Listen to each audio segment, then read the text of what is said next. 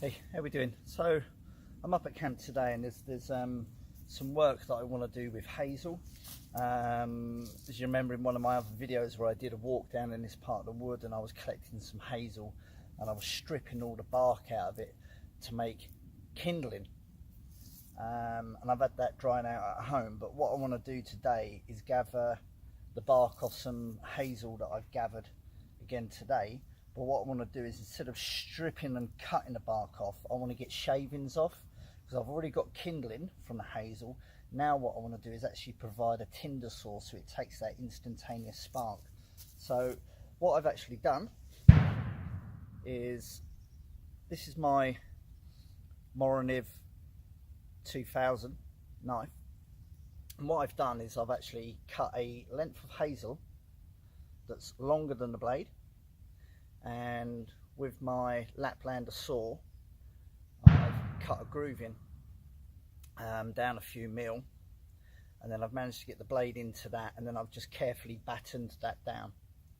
So the reason for this is that as I'm going to be using the spline of the knife on the top down at an angle, although I'm comfortable with the grip and I'm comfortable with my knife skills, one of the things I don't want to do is for the blade to tilt and turn and my hand to split and slip, and then it'll be on top of the knife. So this creates a handy little guard.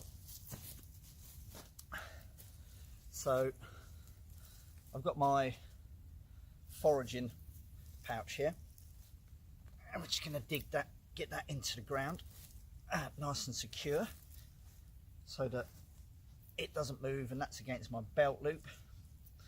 And you want to find a nice piece. You want to get a really good comfortable grip, so you're going over the actual guard of hazel and still gripping the knife as well. And then all we're doing is just drawing down that top layer nice and carefully, nice even strokes, applying even pressure to get that top layer off. And it's just a green wood, it's just a green part of the bark that we're after.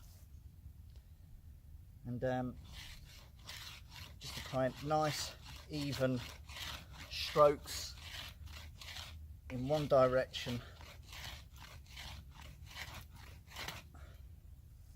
as we go down. And I'm just collecting this all on top of the pouch, my foraging pouch. Just do a little bit more, just make sure that guard is still safe to use.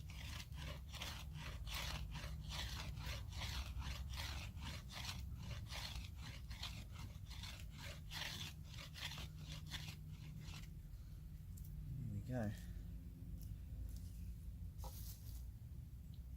Make sure that's still on there secure. Put the knife away. Let me just gather some of this up for you for a second.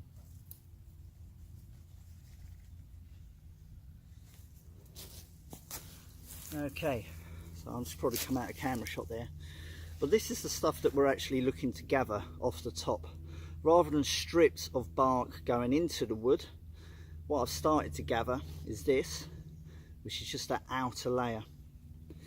Okay, so what I'm going to do is I'm going to carry on processing a lot more of this. It's a little bit time consuming, but it's a great thing to do. And I'm going to gather a load of this. Obviously this is still very green, it's moist, it's sort of dampened at the moment. And what I'm going to do is I'm going to leave this to dry for quite some time. And then when it's all dried, that'll literally be a really dark brown. At the moment it's predominantly green. And when that's really dry, I'll use that as a tinder source. Throw that strike on so that starts to get going. And then from there I can add the hazel strips that I've got dried out. That'll really get that going, and then I can start to pop twigs and things like that on. So that's just another great little thing to do with hazel. So we're literally just taking off the outside bark, nothing else, no part of the wood. And then what I'm going to do is I'm going to process some of this. I'll have this cut down into handy sizes, pop back to my camp so that that can then dry out, and then I'll have a ready source of hazel to go on like the firebox and my fire. So it's just another little thing for you there.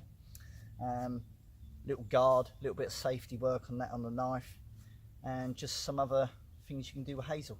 So cheers, thanks for watching.